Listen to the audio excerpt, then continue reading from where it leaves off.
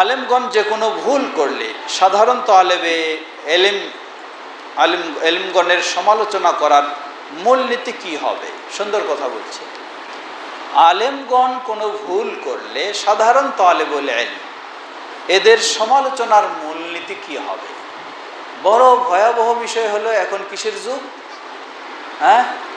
ফেসবুকের যুগ। এই সমালোচনাগুলি যে আগে ছিল না এমনটা না, আগেও ছিল, কিন্তু এটা প্রকাশ পেত না। এখন পৃথিবীর কোনো কোনায় ছেড়ে দিলে গোটা বিশ্বে ছড়িয়ে যায়। কোন আহলুল হাদিস সালাফি দায়ী আলেমের কি উচিত যে বিদআতি আলেম বক্তাদের সাথে একই প্রোগ্রামে বক্তব্য রাখা বা তাদের প্রোগ্রামে অংশগ্রহণ করা? এটি কি সালাফদের মানহাজ? মনে রাখবেন, এখানে একটি গুরুত্বপূর্ণ বিষয়। আল্লাহ রাসূল সাল্লাল্লাহু আলাইহি ওয়াসাল্লামকে আল্লাহ রাব্বুল আলামিন মসজিদে দেরারে গিয়ে দাঁড়াতে, সালাত আদায় করতে নিষেধ করলেন। কুবা মসজিদ সর্বপ্রথম মদিনার পরিবেশে মসজিদ। পার্শ্বেই ইহুদিরা আরেকটি, এটাকে বিচ্ছিন্নতা বা বিভক্তি বা শত্রুতামূলক আরেকটি মসজিদ তৈরি করে, সেটিকেই সূরা তাওবায় মসজিদে দেরার হিসাবে চিহ্নিত করেছেন আল্লাহ রাব্বুল আলামিন। আল্লাহ রাব্বুল আলামিন রাসূল সাল্লাল্লাহু আলাইহি সাল্লামকে খুব শক্ত করে বললেন, তুমি কখনো সেখানে গিয়ে দাঁড়াবে না। বাংলাদেশ জামাতে ইসলামী দলে আমাকে ডাকে, যোগ দিতে বলে, কর্মী হতে বলে, আমার করণীয় কি? জবাব, আপনি এমন কোনো বন্ধনে আবদ্ধ হবেন না যেখানে আবদ্ধ হতে গেলে কোরআন সুন্নাহ সঠিকভাবে মেনে চলতে পারবেন না। এটি মনে রাখবেন, সেটি যেই দলেই হোক আর যেখানেই হোক, কখনো এমন বন্ধনে আবদ্ধ হবেন না। ভালো কাজে আপনি শরীয়তসম্মত কাজ পেলে সমর্থন দিবেন। আপনি খেলাফা ও রাজতন্ত্র সম্পর্কে ইসলাম কি বলে? ইদানিং দেখা যায় কিছু ব্যক্তি আমাদের খেলাফত চাই বলে। কিসের খেলাফত চায় জানি না, তারা কি বুঝে ইসলাম। আল্লাহ রাসূল সাল্লাল্লাহু আলাইহি ওয়াসাল্লাম বলেছেন খেলাফা থাকবে কত বছর? 30 বছর, এরপর আর খেলাফত নাই। তাহলে আপনি এখন জোর করে খেলাফত চাইলে কি খেলাফত পাবেন নাকি জীবনে? খেলাফতের সীমারেখা রাসূল সাল্লাল্লাহু আলাইহি ওয়াসাল্লাম বলে দিয়েছেন খোলাফায়ে রাশিদিনের 30 বছর, এরপর নেই। এরপর অবশ্যই মুলুক, অবশ্যই। এটা বর্তমান সরকারের কাছে আহলে হাদিস আন্দোলন ও জামিয়া সালাফিয়া মাদ্রাসার পক্ষ থেকে রাষ্ট্র গঠনের রূপরেখা দিয়েছেন। জমিয়তে আহলে হাদিসের পক্ষ থেকে কোনো রূপরেখা দেওয়া হয়েছে কি না? আমরা জানি মাননীয় ধর্ম উপদেষ্টার সাথে জমিয়তের আলেমগণ দেখা করেছেন,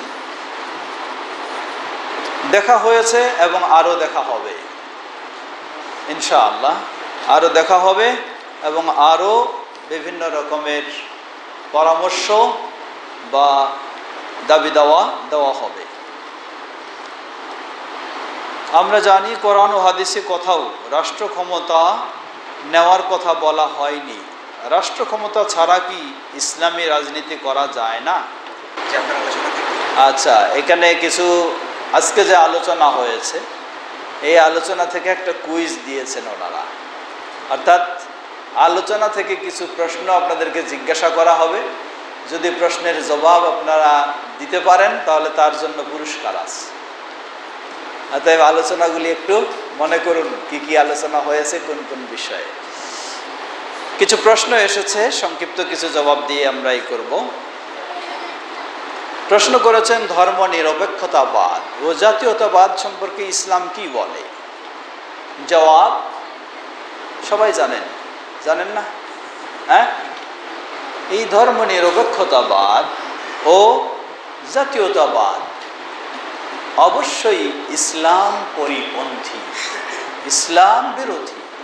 কোনো মুসলিম কখনো ধর্ম নিরপেক্ষতাবাদে বিশ্বাসী হতে পারে না।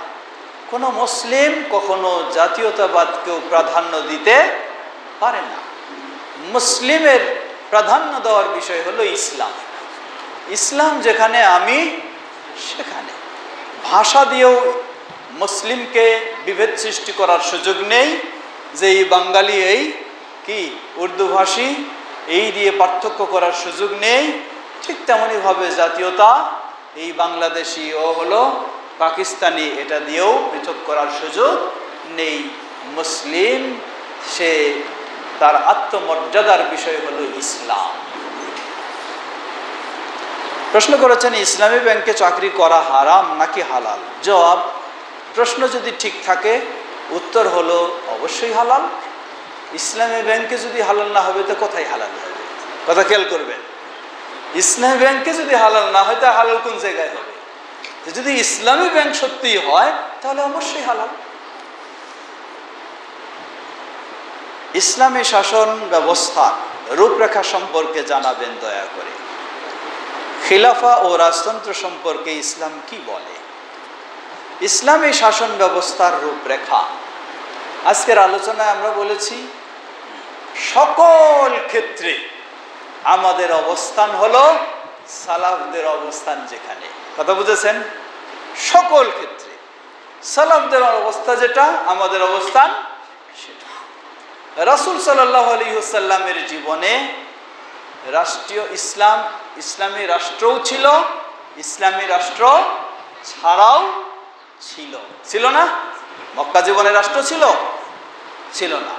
আবার মদিনার জীবনে রাষ্ট্র ছিল কি না? ছিল। তো রাসূল সাল্লাল্লাহু আলাইহি ওয়াসাল্লাম হলেন আমাদের মডেল। আলাইকুম বিসুন্নতি ওয়া সুন্নাতি আল খুলাফা আর রাশিদিন, তারাই আমাদের মডেল। তাদেরকে আমরা সামনে রেখে যেখানে যে অবস্থা সেই অবস্থায় তাদেরকে সেট করে আমরা সেটাই ফলো করব। এটা হলো আমাদের অবস্থা। খেলাফা ও রাজতন্ত্র সম্পর্কে ইসলাম কি বলে? ইদানিং দেখা যায় কিছু ব্যক্তি আমাদের খেলাফত চাই বলে। কিসের খেলাফত চায় জানি না, তারা কি বুঝে ইসলাম। আল্লাহ রাসূল সাল্লাল্লাহু আলাইহি ওয়াসাল্লাম বলেছেন খেলাফা থাকবে কত বছর? 30 বছর। এরপর আর খেলাফত নাই। তাহলে আপনি এখন জোর করে খেলাফত চাইলে কি খেলাফত পাবেন নাকি জীবনে? খেলাফতের সীমারেখা রাসূল সাল্লাল্লাহু আলাইহি ওয়াসাল্লাম বলে দিয়েছেন খোলাফায়ে রাশিদিনের 30 বছর। এরপর নেই, এরপর অবশ্যই মুলুক, অবশ্যই এটা। এখন এরপর এটা গেল এক। সুতরাং এই খেলাফা বলে কিছু মানুষদেরকে, বিশেষ করে যুবকদেরকে ভিন্ন দিকে আকারে আরো তো কিছু কমন জিনিস আছে। কি? গাজওয়াই হিন্দ। হ্যাঁ, গাজওয়াই হিন্দ। কোথায় কোন যুবক গাজওয়াই হিন্দ দিয়ে তারে যুদ্ধের জন্য রেডি করে নিয়ে যায়, অথচ কি খুঁজে দেখেন 5 ওয়াক্ত সালাতও ঠিক মতো আদায় করে না। আর গাজওয়াই হিন্দের জন্য স্বপ্ন দেখছে সকাল বিকাল। নিজের আকীদা একেবারে বিষাক্ত আকীদা পোষণ করে, সেটাও সংশোধনের কোনো চিন্তা নাই। যেটা সে শতভাগ স্বাধীন, আর চিন্তা নিয়ে বসে আছে যেটা তার দায়িত্বই নয়, সেটা নিয়ে বসে আছে।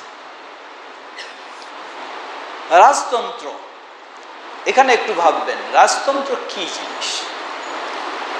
কিছু মানুষ আছে খালি কোনোভাবে সৌদির বিরুদ্ধে একটা চিন্তার একটা পথ বাইর করে দেওয়া। কি পথ? সৌদি হলো রাজতন্ত্র। মনে রাখবেন, সৌদি রাজতন্ত্র স্বীকার করি। আপনি কি গোটা পৃথিবীতে এমন কোনো দেশ দেখাতে পারবেন যেই দেশে যতটুকু পরিমাণ সৌদিতে ইসলাম আছে এতটুকু পরিমাণ কোন দেশে ইসলাম আছে? পারবেন না। তাহলে যদি না পারেন, দেখাবেন ইসলামী রাষ্ট্র আছে যারা আপনার কোরআনও মানে না, হাদিস তো দূরের কথা। ইসলামী রাষ্ট্র আছে যারা আপনার কি মানে না? কোরআনও মানে না, হাদিস তো দূরের কথা। কোথায় সেটা? এইসব সাইনবোর্ড খালি দেখে ধোঁকা খেলে চলবে না। আমরা কখনো বলি না অন্ধভাবে যে সৌদির মানুষ বা শাসক যারা রয়েছে তাদের কোনো ভুল নাই। অবশ্যই ভুল থাকবে, ভুল আছে, ভুলকে ভুল বলবেন আপনি, কিন্তু ভুলের কারণে ভালোটাকে আপনি উড়িয়ে দিবেন, এটা কখনো হতে পারে না। ভালোটাকে ভালো বলতে হবে, ভুলটাকে ভুল বলবে। পৃথিবীর বুকে যতটুকু রাষ্ট্রীয়ভাবে তাওহীদ আছে, রাষ্ট্রীয়ভাবে শিরক মুক্ত আছে, একটি দেশ বলবেন সেটি হলো সৌদি আরব, এছাড়া বলতে পারবেন না। দেখেন আপনি কোথায় আছে। তা পারবে। তো রাজতন্ত্র সমস্যার দিক, তাই না? কেন? ওই যে ইরানে রাজতন্ত্র নাই, আর সৌদি আরবে কি আছে? রাজতন্ত্র আছে। এই জন্য খালি চিন্তাটা ওই দিকে, খালি চিন্তাটা ওই দিকে। ইরানের মতো দেশেও কি নাই? রাজতন্ত্র নাই। আর সৌদির মতো দেশে রাজতন্ত্র। রাজতন্ত্র বিষয়টা বড় বিষয় নয়, বড় বিষয় হলো আপনার শাসন ব্যবস্থা, বিধিবিধান কিসের। ইসলামী রাষ্ট্র নাম দিয়েও যদি শাসন ব্যবস্থা মন গড়া আপনি করে থাকেন, আর রাজতন্ত্র নাম দিয়েও যদি শাসন ব্যবস্থা কিতাব সুন্নাহর হয়ে থাকে, তাহলে ওই রাজতন্ত্র হাজার গুণে আপনার ওই ইসলামী রাষ্ট্রের চেয়ে ভালো আছে। ইসলামী রাষ্ট্র নাম দিয়ে নাই তাদের সেখানে কোরআনও আপনার মানে না, হাদিস তো দূরের কথা। সাহাবীদেরকে কাফের বলে বিশ্বাস করে, অধিকাংশ সাহাবী তাদের কাছে, শিয়াদের কাছে কাফের। যারা আবু বকর রাদিয়াল্লাহু আনহুকে খলিফা পর্যন্ত স্বীকার করতে রাজি নয়, ওমর রাদিয়াল্লাহু আনহুকে খলিফা পর্যন্ত স্বীকার করতে রাজি নয়, ওসমান রাদিয়াল্লাহু আনহুকে খলিফা পর্যন্ত স্বীকার করতে রাজি নয়। কিসের ইসলাম আপনার এটা? ওই শিয়াদের চিন্তা নিয়ে শুধু খালি সৌদির বিরোধিতা করতে। মনে রাখবেন, সৌদির বিরোধিতা কয়েক শ্রেণী করে। এক শ্রেণী যারা হলো ইসলাম বিদ্বেষী, তারা তো করবে। তারা জানে পৃথিবীতে যদি নির্ভেজাল কোথাও ইসলাম আছে, সেটাই কোথায় আছে? মক্কা মদিনার দেশে আছে। এই জন্য তারা মক্কা মদিনার দেশটাকে এক নম্বরে রাখবে। দুই নম্বর, যত রকমের বেদাতি আছে, সব বেদাতি, মাজার পূজারি, কবর পূজারি, কখনো কোনোদিন তারা সৌদি আরবকে ভালোবাসবে না। কারণ সৌদি আরবে কি নাই? মাজার পূজা ছিল নাই, ছিল নাই, ছিল নাই মানে ইসলামী হিস্ট্রি খুঁজে দেখুন। আমাদের একজন বিজ্ঞ মানুষ আছেন এখানে, উনিও বলবেন সৌদি আরবে এই উসমানী খেলাফত যখন ছিল, তখনও বাকি কবরস্থানে কবর পূজা ছিল। সাহাবীদের কবরগুলিকে কেন্দ্র করে কবর পূজা হতো। এই ধরনের হতো, আপনি গেছেন মদিনা জিয়ারত করতে, আপনি এত টাকা দেন, তাহলে এই কবরের কাছে আপনাকে যেতে দেওয়া হবে, ওখানে আপনাকে যেতে দেওয়া হবে। এই কবর পূজা ছিল ওই উসমানী খেলাফতের সময়। কিন্তু এই সৌদি আরবের এই রাষ্ট্র প্রতিষ্ঠা হওয়ার পরে সেই কবর পূজাও যখন নাই, এই জন্য বড় ব্যথা লাগে। কি ব্যথা লাগে? মাজারগুলি সব ভেঙ্গে শেষ করে দিয়েছে। হ্যাঁ, বড় ব্যথা লাগে। মাজারগুলি সব কি করেছে? ভেঙ্গে দিয়েছে, মাজার রাখে না। এটা খুব ব্যথা লাগে। এত বড় ইমানদার মানুষ, কথা বুঝেছেন তো? ভিতরে যখন বেদাত দিয়ে ভরপুর হবে আর শিরকে আকীদা দিয়ে ভরপুর হবে, তখনই এই কথাগুলি বের হবে। ভুলকে ভুল অবশ্যই বলবো। সৌদি আরবের যারা রাষ্ট্রীয় ক্ষমতায় আছে, দায়িত্বে আছেন, তারা তো ফেরেশতা, তাই না? হ্যাঁ, ভুল হবে, অবশ্যই ভুল হবে। কিন্তু আপনাকে যে আপনি এত করছেন, দেখবেন কোন জায়গায় কতটুকু আছে। আমরা চাই আপনি দোয়া করুন, চেষ্টা করুন, পরামর্শ দিন, সেটা যেন আরো শতভাগ হয়, সেটার পরামর্শ আপনি দিবেন, সেটার জন্য আপনি করবেন। আল্লাহ আমাদের বুঝার এবং সঠিক অবস্থানে থাকার তৌফিক দান করুন। ইসলামের আইন কানুন পরিত্যাগ করে মানব রচিত আইন বা সংবিধানের মাধ্যমে বিচার ফয়সালা করার হুকুম কি? জবাব, মান লাম ইয়াহকুম বিমা আনজালাল্লাহ ফাউলাইকা হুম আল কাফিরুন ওয়াল যালিমুন ওয়া আল ফাসিকুন।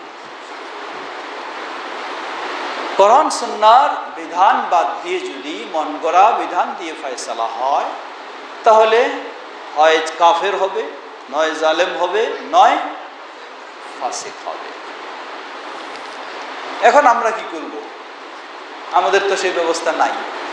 তাহলে আমরা এটা নিতে পারবো কিনা? জবাব, আপনাকে অবশ্যই সর্বাত্মক চেষ্টা করে যেতে হবে এগুলি থেকে মুক্ত হওয়ার সঠিক পদ্ধতিতে। এর মানে আপনি রাতারাতি গোটা দেশকে ইসলামী দেশ বানায় দেওয়ার চিন্তা করে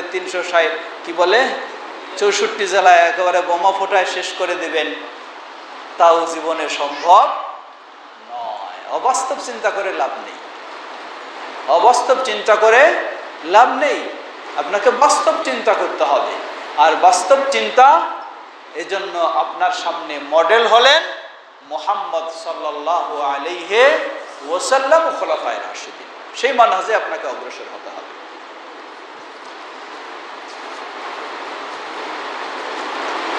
খিলাফত কি?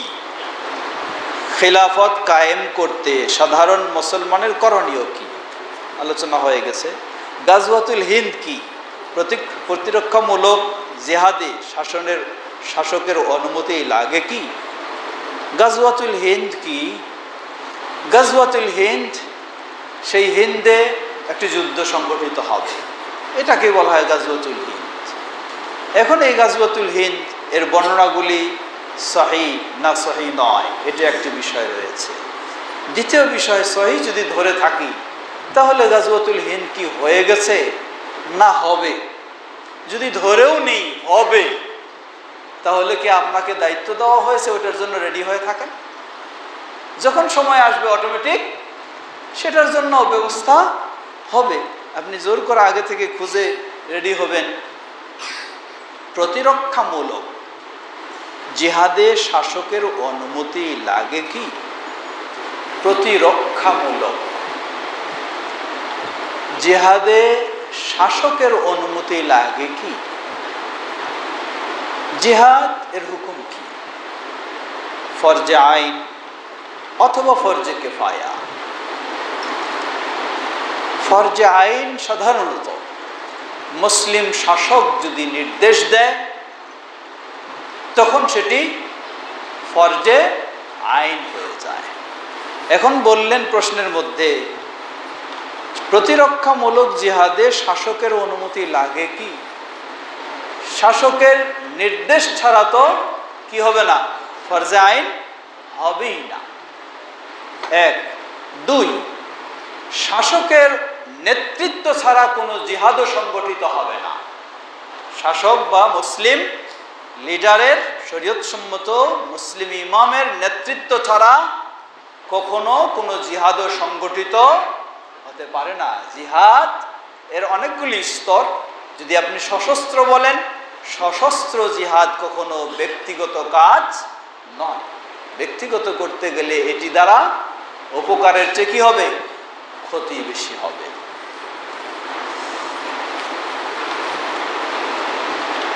কোরআন ক্রয় করতে দামাদামি করা যাবে কি?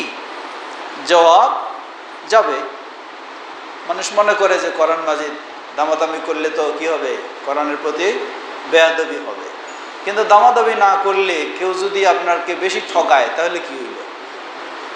এই জন্য আপনি ভদ্রভাবে দামাদামি করবেন অবশ্যই। মানহাজ কি? আলোচনায় এসেছে মানহাজ অর্থ হলো পথ ও পদ্ধতি। ইসলাম মেনে চলার পথ ও পদ্ধতিকেই মানহাজ বলা হয়।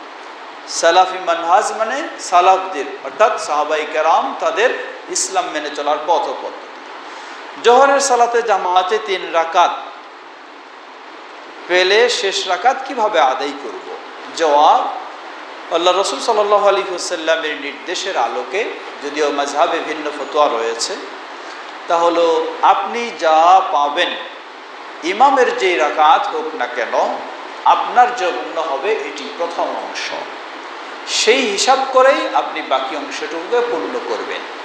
কারণ আল্লাহ রসুল সাল্লাল্লাহু আলাইহি ওয়াসাল্লাম বলেন, ফাআতিম্মু, যা ছুটে যাবে, মা ফাতাকুম ফাআতিম্মু, যা ফাউত হয়েছে সেটিকে পূর্ণ করো। পূর্ণ করা সাধারণত শেষের দিকে হয়ে থাকে, সেই হিসাবে মনে করি আমরা সেটি হচ্ছে আল্লাহু আ'লাম।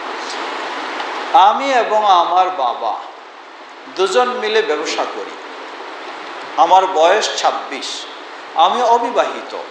আমি নানা ধরনের পাপে জড়িয়ে পড়ি। পাপ থেকে বাঁচতে রোজা রাখি, তারপরেও নিজেকে কন্ট্রোলে রাখতে পারি না।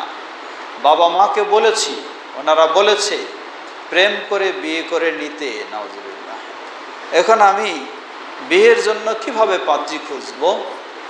জবাব, প্রথম বলবো আল্লাহ আপনার বাবা মাকে হেদায়েত দান করুন। দ্বিতীয় বলবো আল্লাহ আপনাকেও ইমানের উপরে অটল থাকার তৌফিক দান করুন এবং আপনার সমস্যাটাকে আল্লাহ সমাধান করে দিন। এরপর প্রশ্নের জবাবে বলবো, তারা যেহেতু এক প্রকার বিয়ে করার অনুমতি দিয়েছে, এর মানে তো বোঝা যায় আপনাকে অনুমতি দিয়েছে, আপনি আপনার মতো বিয়ে করতে পারেন। তো আলহামদুলিল্লাহ, একটা হলেও আপনার জন্য পথ সহজ হয়েছে। অনেক বাবা মা কি বলে যে এখনো বাড়িঘর তৈরি হয় নাই, এখনো তোমার এত টাকা পয়সা হয় নাই, বিয়ে করা যাবে না, অনুমতিই দেয় না। তা আপনাকে অনুমতিটা কমপক্ষে দিয়েছে।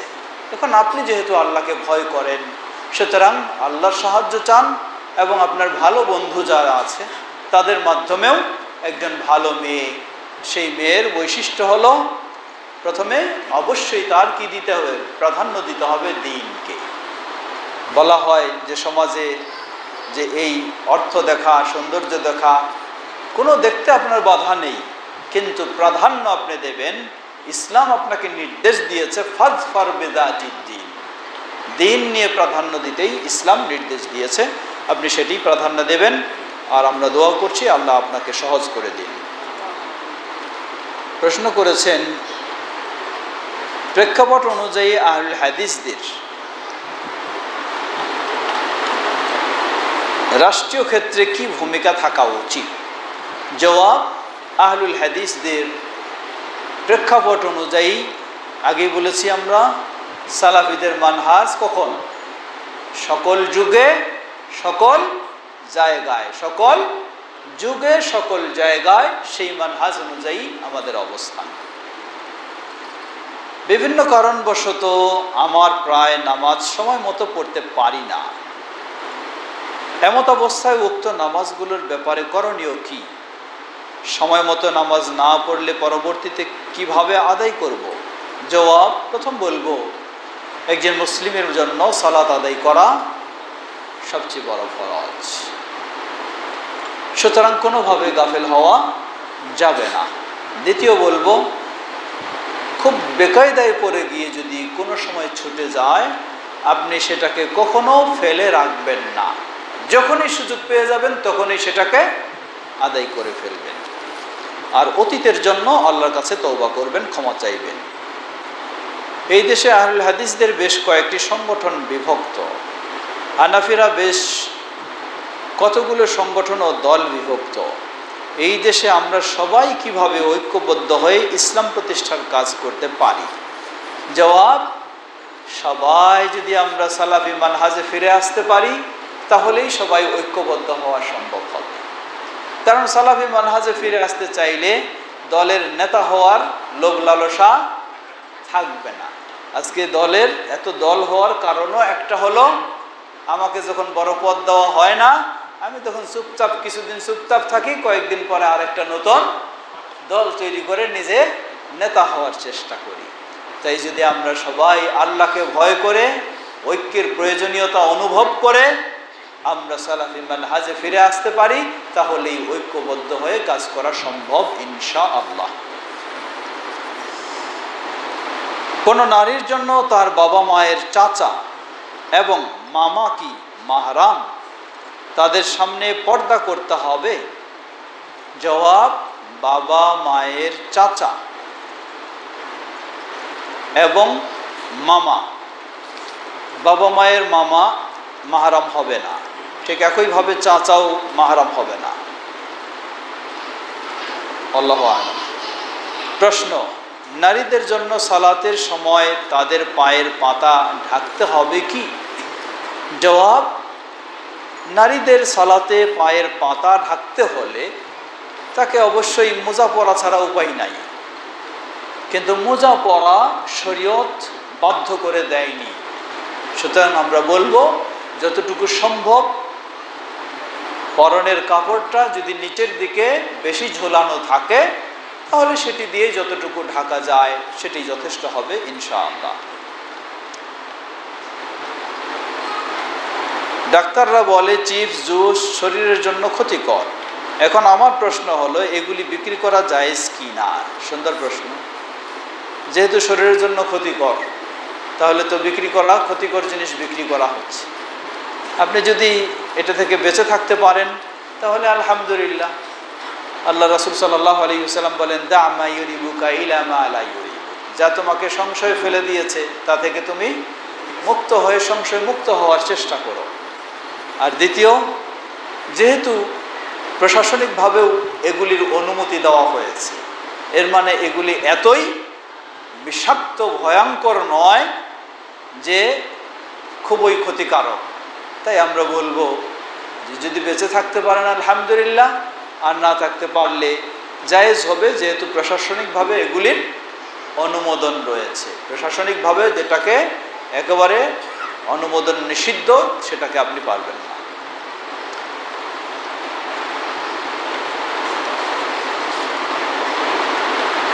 বাংলাদেশ জামাতে ইসলামী দলে আমাকে ডাকে, যোগ দিতে বলে, কর্মী হতে বলে, আমার করণীয় কি? জবাব, আপনি এমন কোনো বন্ধনে আবদ্ধ হবেন না যেখানে আবদ্ধ হতে গেলে কোরআন সুন্নাহ সঠিকভাবে মেনে চলতে পারবেন না। এটি মনে রাখবেন, সেটি যেই দলেই হোক আর যেখানেই হোক, কখনো এমন বন্ধনে আবদ্ধ হবেন না। ভালো কাজে আপনি শরীয়তসম্মত কাজ পেলে সমর্থন দিবেন আপনি, কিন্তু কখনো এমন বন্ধনে আবদ্ধ হবেন না যেখানে আপনি কোরআন সুন্নাহ মানার স্বাধীনতা হারিয়ে ফেলবেন। বর্তমান সরকারের কাছে আহলে হাদিস আন্দোলন ও জামিয়া সালাফিয়া মাদ্রাসার পক্ষ থেকে রাষ্ট্র গঠনের রূপরেখা দিয়েছেন। জমিয়তে আহলে হাদিসের পক্ষ থেকে কোনো রূপরেখা দেওয়া হয়েছে কি না? আমরা জানি মাননীয় ধর্ম উপদেষ্টার সাথে জমিয়তের আলেমগণ দেখা করেছেন, দেখা হয়েছে এবং আরও দেখা হবে ইনশাআল্লাহ, আরও দেখা হবে এবং আরও বিভিন্ন রকমের পরামর্শ বা দাবি দেওয়া হবে। আমরা জানি কোরআন ও হাদিসে কোথাও রাষ্ট্র ক্ষমতা নেওয়ার কথা বলা হয়নি। রাষ্ট্র ক্ষমতা ছাড়া কি ইসলামী রাজনীতি করা যায় না? জবাব, রাজনীতি মানে কি? রাজনীতি মানে কি রাষ্ট্র ছাড়া হইতে পারে? রাজনীতি তো সাধারণত কি বেশিরভাগ কেন্দ্রবিন্দু থাকে কি রাষ্ট্রীয় বিষয়। ইসলাম পরিপূর্ণ জীবন ব্যবস্থা, সুতরাং আপনাকে পরিপূর্ণ জীবন ব্যবস্থায় প্রতিষ্ঠিত হতে হলে পর্যায়ক্রমে অবশ্যই ইসলামী রাষ্ট্রের আপনার প্রয়োজন রয়েছে, মনে রাখবেন। কিন্তু সমস্যাটা কোথায়? আপনি ব্যক্তি ঠিক না করেই যদি আগে রাষ্ট্র ঠিক করতে যান, তাহলে আপনি ব্যক্তি ঠিক করতে পারবেন না। এজন্যই রাসূলুল্লাহ সাল্লাল্লাহু আলাইহি ওয়াসাল্লামের পথ ও পদ্ধতি হলো আগে ব্যক্তি ঠিক করা, তারপরে সেই ব্যক্তিদের মাধ্যমেই কি হবে? রাষ্ট্র অটোমেটিকভাবে ঠিক হবে। এটি হলো রাসূল সাল্লাল্লাহু আলাইহি ওয়াসাল্লামের পথ ও পদ্ধতি। ব্রিটিশ বিরোধী আন্দোলনে আহলে হাদিসদের অবদান নিয়ে বাংলায় কোনো বই পাওয়া যায় না, সেই বিষয়ে একটি বই আমরা চাচ্ছি। ধন্যবাদ সুন্দর পরামর্শে, আপনার পরামর্শ বা প্রস্তাবকে আমরা গ্রহণ করছি ইনশাআল্লাহ। আমরা কি বিদআতকারী ইমামের সাথে জামাতে সালাত আদায় করতে পারি? জবাব, বিদআতকারী ইমাম এর অবস্থাটা দেখতে হবে। বেদাত সাধারণত এর ভয়াবহতার দিক থেকে দুই ভাগ করে থাকি আমরা। একটি হলো বেদাতে মুকাফফিরা, আরেকটি হলো বেদাতে মুফাসসিকা। দুটোই হারাম, কিন্তু একটা বেদাতের কারণে মানুষ কাফের হয়ে যায়, আরেক বেদাতের কারণে কাফের হয় না, সে মুসলিম থাকে কিন্তু অপরাধী হয়, গুনাহগার হয়। যদি কোনো ইমামের মাঝে এমন বেদাত থাকে যে কারণে সে গুনাহগার বলা যাবে কিন্তু ইসলাম থেকে বের হয়ে যায়নি, তাহলে তার চেয়ে ভালো ইমাম না পাওয়া গেলে আপনি তার পিছনে সালাত আদায় করবেন, কারণ জামাতের সাথে সালাত আদায়ের ইসলামে নির্দেশ এসেছে। কথাটা খেয়াল করবেন। যদি ইমাম সাহেবকে বেদাত করছেন কিন্তু মুসলিম বলা যায়, বলবেন যে আবার বেদাত তো পার্থক্য নাই, কেমনে পার্থক্য? হ্যাঁ, বেদাতকে যদি বলা হয় বেদাতে হাসানা আর সাইয়া, এই পার্থক্য শরীয়ত সম্মত নয়। কোনো বেদাত কখনো ভালো হইতে পারে না, সবটাই খারাপ, সবটাই খারাপ। গুনাহ সবটাই খারাপ কিনা? কিন্তু গুনার মধ্যে সগীরা কবিরা আছে কিনা? সগীরা মানেই কি হালাল নাকি? সগীরাও হলো হারাম, কবিরাও হলো হারাম, কিন্তু দুটোর অপরাধ কি নয়, সমান নয়। ঠিক বেদাত হলো মুকাফফিরা বলা হয়। যেমন উদাহরণস্বরূপ কেউ যদি বিশ্বাস করে যে আল্লাহ সুবহানাহু ওয়া তাআলার মতো নবী সাল্লাল্লাহু আলাইহি সাল্লামও গায়েব জানেন, বা তার বুজুর্গ ওই রকম গায়েব জানে, তার ভিতরের খবর জানে, এটি শিরক, কোনো সন্দেহ নাই, কিন্তু এটাও বেদাত। এটাও কি বেদাতি বিশ্বাস। কিন্তু এই বেদাতটা হলো কি পর্যায়ে, কুফরি পর্যায়ে চলে গেছে, এই কারণে ঈমান হারিয়ে যাবে। আবার ধরে নেন কি বেদাত, ধরে নেন এক ব্যক্তি 5 ওয়াক্ত সালাতের পরে কি করে, সম্মিলিত মুনাজাত করে, এটাও বেদাত বলছি। তাহলে এই বেদাত আর ওই বেদাত দুটো কি কখনো এক হতে পারে না। তো এই ধরনের যেই বেদাতগুলিকে, বেদাত দুটোই হারাম, কিন্তু যেই হারাম বেদাতের কারণে মানুষ অপরাধী হবে কিন্তু ইসলাম থেকে বের হয়ে যাবে না, এমন যদি বেদাত পাওয়া যায় ইমামের মাঝে, আর তার চেয়ে ভালো ইমাম না পাওয়া যায়, তাহলে জামাতের স্বার্থে তার পিছনে সালাত আদায় করা জায়েজ হবে। আর যেই ইমাম ওই পর্যায়ের বেদাতে চলে যাবে, যার কারণে সে ইসলামেই থাকতে পারে না, তার পিছনে সালাত আদায় করা জায়েজ হবে না। আল্লাহু তাআলা আ'লাম।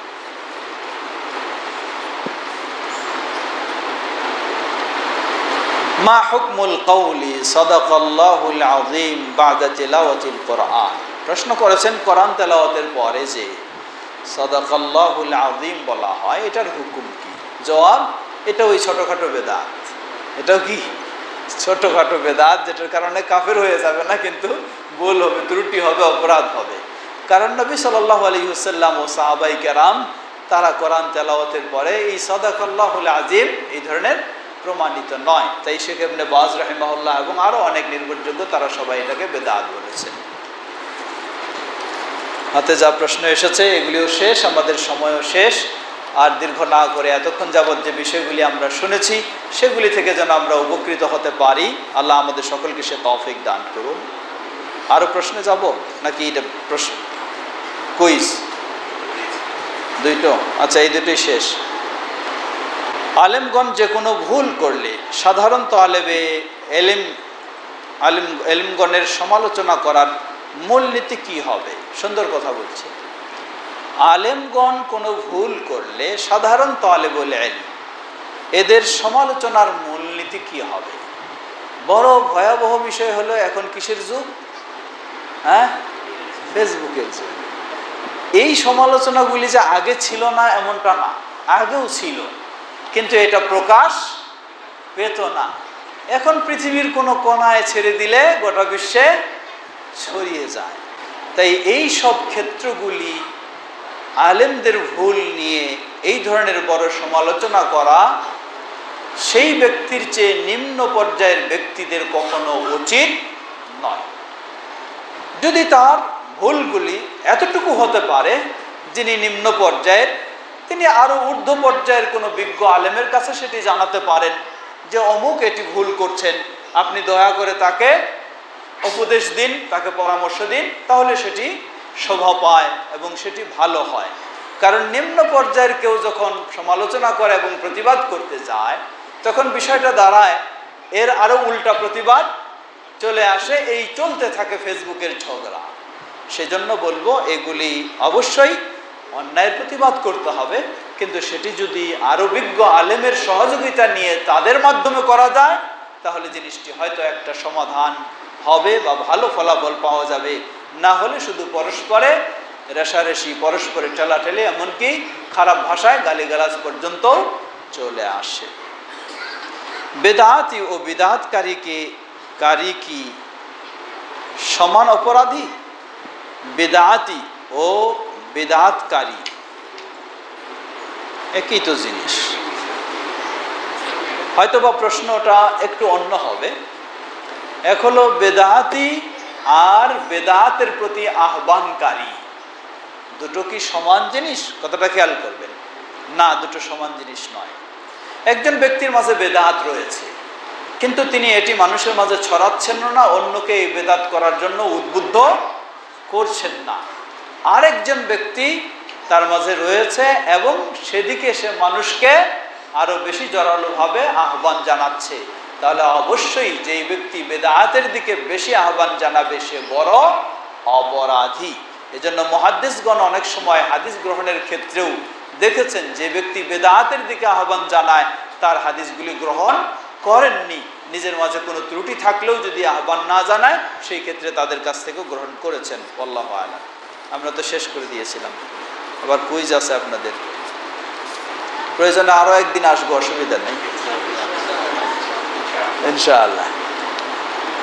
আমার দুটি প্রশ্ন করেছেন, মা বাবাদের জামানায় যখন সমাজের রীতি অনুযায়ী সুন্নার বাহিরে গিয়ে বিবাহ পড়াতো, শেখ আমার প্রশ্ন হলো ওই বিবাহ কি পরিপূর্ণ শুদ্ধ হয়েছে? যেমন তারা বিবাহর ক্ষেত্রে মেয়েকে কবুল পড়াতেন এবং মেয়ের বাবাকে দিয়ে বিয়ের মজলিসে ছেলেকে সরাসরি প্রস্তাব করাতেন না। জবাব, বিয়ের যেগুলি মৌলিক শর্ত এবং রোকন সেগুলি যদি থাকে তাহলে বিয়ে শুদ্ধ হবে, যদিও হয়তো কিছু ত্রুটি রয়েছে। মৌলিক কি? সেটি হলো ইজাব কবুল, দ্বিতীয় হলো মহর নির্ধারণ, সাক্ষী উপস্থিত হওয়া এবং মেয়ের জন্য অভিভাবকের সম্মতি উপস্থিত থাকা। এই মৌলিক বিষয়গুলি যদি পাওয়া যায়, অন্য ভুল থাকলেও বিয়ে হয়ে যাবে ইনশাআল্লাহ। যদি মা বাবার বিয়ে শুদ্ধ হয়ে না থাকে, নিজের থেকে মা বাবা এমন অবস্থায় মা বাবার দ্বিতীয় বিবাহ করানোর ক্ষেত্রে শুধুমাত্র প্রথম মা এর সন্তান ওলি হয়ে বাবাকে বিয়ের প্রস্তাব দিতে পারবে? এগুলি আসলে বেশি বাড়তি প্রশ্ন, প্রশ্নের তো সীমা থাকবে।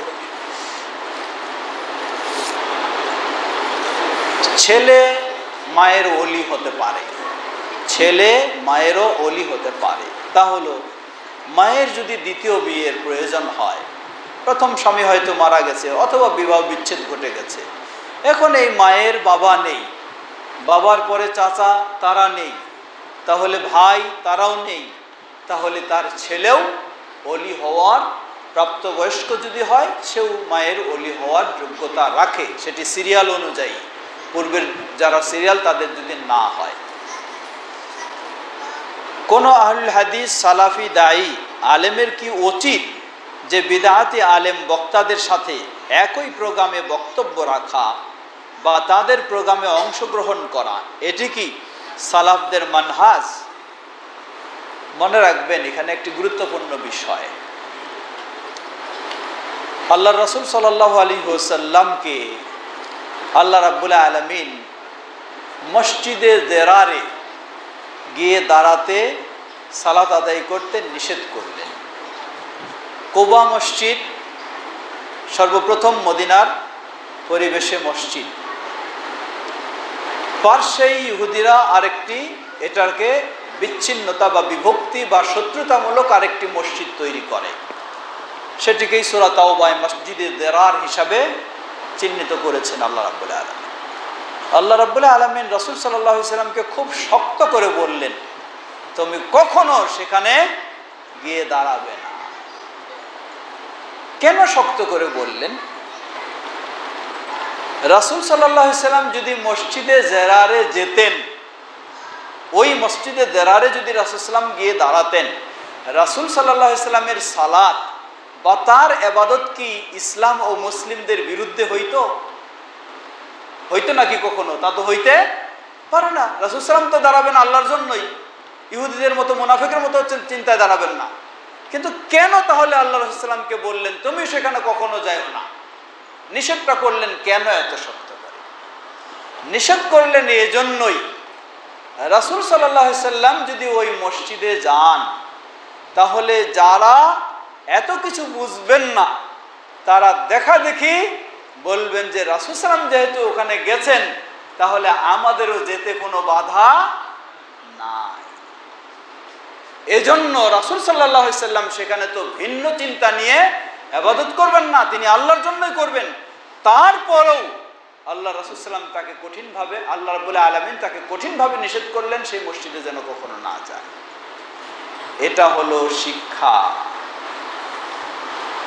আমি মাজারে গিয়ে কখনো শিরকি কাজ করব না, তাই না? এটাই তো সাধারণ ধারণা।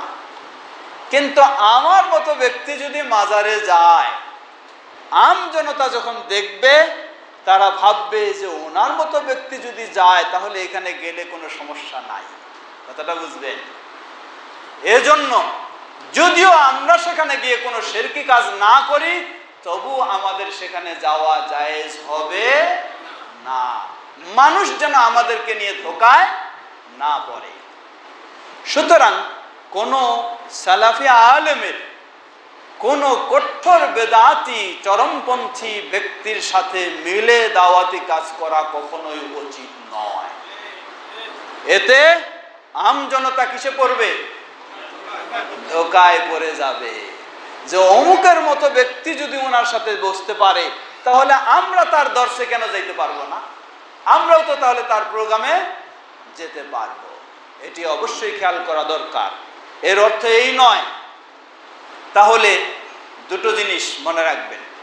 এক হলো ধরে নেন এখানে একটি বিজ্ঞ ভালো আলেমদের প্রোগ্রাম হচ্ছে, এখানে কোনো বেদাতি আলেমকে আপনি দাওয়াত দিতে পারেন, যাতে এখানে আসে তিনি কি নিয়ে যাবেন? কিছু এখান থেকে শিক্ষা নিয়ে যাবেন। এটা নিষিদ্ধ নয়, এটা তো অবশ্যই আপনি দাওয়াত দেবেন। কিন্তু আপনি তার প্রোগ্রামে গিয়ে অংশগ্রহণ করতে পারবেন না। করলে মানুষেরা কি করবে? ফিতনায় পড়ে যাবে, বিপদে পড়ে যাবে। কোন দিকে দৌড়াবে মানুষ? কারণ আপনার মতো ব্যক্তি হয়তো তার বেদাতে জড়িয়ে যাবে না, কিন্তু সাধারণ মানুষ যখন তার কাছে গিয়ে উঠা বসা করবে, কোন দিন তার বেদাতে একাত্মতা ঘোষণা করে জড়িয়ে যাবে, সেটি সাধারণ মানুষ টিকে থাকতে পারবে না। এই জন্য সালাফগণ বেদাতির সাথে উঠা বসা করাকে কঠিনভাবে সতর্ক করেছেন। এগুলি খেয়াল করা উচিত আমাদের। কিছু আহলুল হাদিস সালাফি তাদের প্রতিষ্ঠানের বিভিন্ন হালাকা, দর্শে, কনফারেন্সে বেদাতি দায়ী আলেমদেরকে দাওয়াত দেন বক্তব্য রাখার জন্য। এই কাজটি কি সালাফদের মানহাজ পরিপন্থী নয়? জবাব একই জবাব, অবশ্যই পরিপন্থী। কারণ আজকে আপনার জায়গায় একজন মানুষকে নিয়ে আসে আপনি যখন দাঁড় করবেন, তখন মানুষ যেন একটা সার্টিফিকেট পেয়ে গেল আপনার কাছ থেকে যে এই লোকটার কোনো সমস্যা নাই। তখন মানুষ নির্দ্বিধায় তার পিছনে কি করবে? ছুটবে এবং ধোঁকায় মানুষ পড়ে যাবে। এই তার পিছনে ছোটা এবং ধোঁকায় পড়ার কারণে দায়ী হবেন আপনি, কারণ আপনি তাকে সেই সুযোগটা করে দিয়েছেন। আল্লাহ আমাদের সকলকে সে বিষয়গুলি খেয়াল রেখে সেই অনুযায়ী চলার তৌফিক দান করুন। সর্বশেষ প্রশ্ন, আমরা জানি যে মদ তৈরি করার জন্য 10টি উপাদান রয়েছে যা সহিহ হাদিস দ্বারা প্রমাণিত। এখন প্রশ্ন হলো, বর্তমান সময়ে বেশ কিছু মদ পাওয়া যায় যেগুলি 10টির কম উপাদান দ্বারা তৈরি, অতএব এই মদ খাওয়া কি জায়েজ হবে? জবাব, আমার জানা মতে 10টি উপাদান, মনে হয় বিষয়টি বুঝতে ভুল হচ্ছে। মদকে কেন্দ্র করে 10 শ্রেণীর মানুষ অপরাধী হবে। বিষয়টা হলো এইটা, মদকে কেন্দ্র করে 10 শ্রেণীর মানুষ অপরাধী হবে। যে মদ তৈরি করে, যে মদ পরিবেশন করে, যে মদ বিক্রি করে, যে মদ এই করে সেই করে, এই ধরনের 10 জন ব্যক্তি অপরাধী হবে বলে হাদিসে উল্লেখ রয়েছে। দ্বিতীয়, যদি উপাদানও থাকে, যেমন আঙ্গুর, গম বা ইত্যাদি থেকে এগুলো উপাদান হিসাবে উল্লেখ হয়েছে, তো যদি এই ধরনের 10টিও হয়ে থাকে, এখন প্রশ্ন হলো যে কিছু মদ পাওয়া যায় যেগুলি 10টির কম উপাদান দ্বারা তৈরি, এই মদ খাওয়া কি জায়েজ হবে? জবাব, আসলে উপাদান থাকুক আর নাই থাকুক, অথবা নতুন উপাদান দিয়ে মদ তৈরি হোক, মদ যেই কারণে নিষিদ্ধ ওই কারণটা যদি সেখানে পাওয়া যায়, মদে যেমন মাতাল করে, আকলকে নষ্ট করে দেয়, এই কারণটা যদি অন্য নতুন কিছুতে পাওয়া যায় তাহলেও সেটা নিষিদ্ধ। যেমন ধরে নেন, তামাক জর্দা কেন নিষিদ্ধ? তামাক জর্দা, মদ যেমন মানুষকে নেশাগ্রস্ত করে, মাতাল করে, তামাক জর্দাটাও কি করে? সেই ধরনের মানুষকে ওই পর্যায়ে নিয়ে যায়, সেজন্য নিষিদ্ধ। কিন্তু তামাক জর্দায় তো কি নাই, হাদিসে যেগুলি মদের উপাদান সেগুলি তো এখানে উল্লেখ নাই, তবু এটা নিষিদ্ধ। কারণটা কি? এখানে সেই বিষয়টা পাওয়া যায়। অতএব এখন তো হলো কেমিক্যালের যুগ, কেমিক্যাল দিয়েও যদি এমন কিছু তৈরি করা হয় নেশা জাতীয় দ্রব্য যেটার মধ্যে কোনো উপাদান সেগুলি নাই, তবু সেটা হারাম হবে যদি এটার কারণে মাতলামি সৃষ্টি হয়ে যায়। আল্লাহু তাআলা আ'লাম। আমরা এখানে শেষ করছি। আপনাদের ধৈর্য সহকারে বসার এবং শোনার জন্য ও কর্তৃপক্ষের আয়োজনের জন্য সবাইকে মোবারকবাদ জানাচ্ছি। আল্লাহ সকলকে জাযায়ে খায়ের দান করুন। আমরা যেন কোরআন এবং সুন্নাহর আলোকে সঠিকভাবে দিন জেনে, সালাফদের মানহাজ জেনে সেটার উপরে অটল থাকতে পারি। আল্লাহ আমাদের সকলকে সে তৌফিক দান করুন। আমাদের মাঝে উপস্থিত অনুপস্থিত অনেকে অসুস্থ রয়েছেন, আল্লাহ সকলকে পরিপূর্ণ সুস্থতা দান করুন। যারা বিপদগ্রস্ত রয়েছেন আল্লাহ তাদেরকে বিপদ থেকে মুক্তি দান করুন। আমাদের প্রিয়জন, বাবা মা, ভাই বোন যারা বিদায় নিয়ে চলে গেছেন আল্লাহ তাদের ভুল ত্রুটি ক্ষমা করে জান্নাতুল ফেরদাউস নসিব করুন। আমরা যেন গোটা জীবন ঈমানের উপরে থেকে ঈমানের সাথে আমাদের বিদায় হয়, আল্লাহ আমাদের জন্য সেটি কবুল করে নিন। আমাদের স্নেহের সন্তানদেরকে যেন ইসলামের আলোকে গড়ে তুলতে পারি, আল্লাহ আমাদেরকে সে তৌফিক দান করুন। যেই ক্যাম্পাসে আজকে আমরা এই ক্যাম্পাসের মসজিদে সমবেত হয়েছি, যিনি এর দায়িত্বশীল, যিনি এর পরিচালক, যিনি এর চেয়ারম্যান, আল্লাহ তার এই ক্যাম্পাসকে কবুল করে নিন। এখানে যেন দ্বীনি আলোকে শিক্ষা দীক্ষা দাওয়া সব কিছু সঠিকভাবে আরও বেশি ব্যবস্থা নিতে পারে, আল্লাহ সে তৌফিক দান করুন এবং সকল অনিষ্ট থেকেও এই ক্যাম্পাসকে আল্লাহ হেফাজত করুন। সুবহানাকাল্লাহুম্মা ওয়া বিহামদিকা আশহাদু আল্লা ইলাহা ইল্লা আনতা আস্তাগফিরুকা ওয়া আতুবু ইলাইক। এটার কে প্রশ্ন করবে? আমি প্রশ্ন করব। আচ্ছা, আপনাদের জন্য 3টি প্রশ্ন। এই 3টি প্রশ্নের উত্তরদাতাকে 3টি পুরস্কার দেওয়া হবে। প্রশ্ন করলেই উত্তর দিবেন না, হাত তুলবেন যারা জানেন, তারপরে যাকে উত্তর দিতে বলা হবে তিনি উত্তর দেবেন। প্রথম প্রশ্ন হলো, আল্লাহ সুবহানাহু ওয়া তাআলা কোরআনুল কারীমে বিরোধপূর্ণ বিষয়ে ফিরে যেতে বলেছেন কয়টি জিনিসের দিকে? আর তো অনেকজন তুলেছেন। হ্যাঁ, কোনটা বলুন?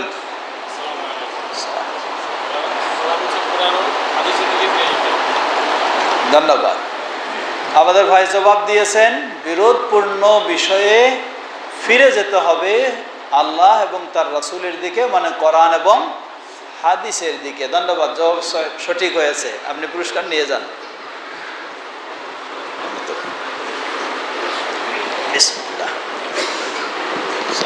ওয়ালাইকুম আসসালাম ওয়া রাহমাতুল্লাহ। ওনারা একটা বই নির্বাচন করেছেন, এই বইটাও আবার আমারই লেখা। শুকরান, ধন্যবাদ, জাযাকাল্লাহ খাইর। এটি সালাতের বই, ভালো বই। দ্বিতীয় প্রশ্ন,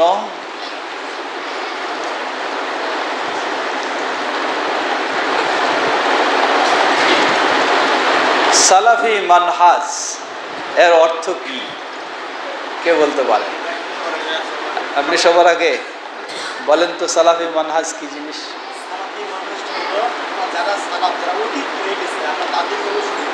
যারা আল্লাহ এবং রাসূলের আনুগত্য করেছেন তারাই হচ্ছে সালাফ।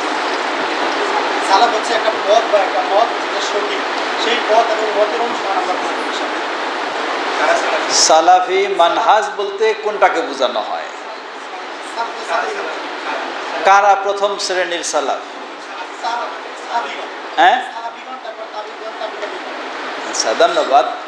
আমাদের ভাই জবাব দিয়েছেন যারা প্রথম শ্রেণীর পূর্বসূরি, তাদের মধ্যে প্রথম স্তরের সালাফ হলেন কারা?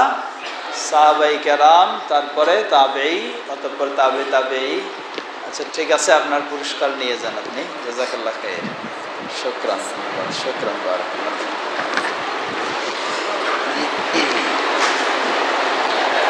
তৃতীয় প্রশ্ন, ইমাম আবু হানিফা রাহিমাহুল্লাহ তার একটি মূল্যবান বক্তব্য যা স্বর্ণাক্ষরে লিখে রাখার মতো, কে বলতে পারেন? এবার কাকে? উনি আগে তুলছে, হ্যাঁ উনি না? আচ্ছা এবার বলেন তো আপনি কি? মাশাআল্লাহ, অর্থ কি?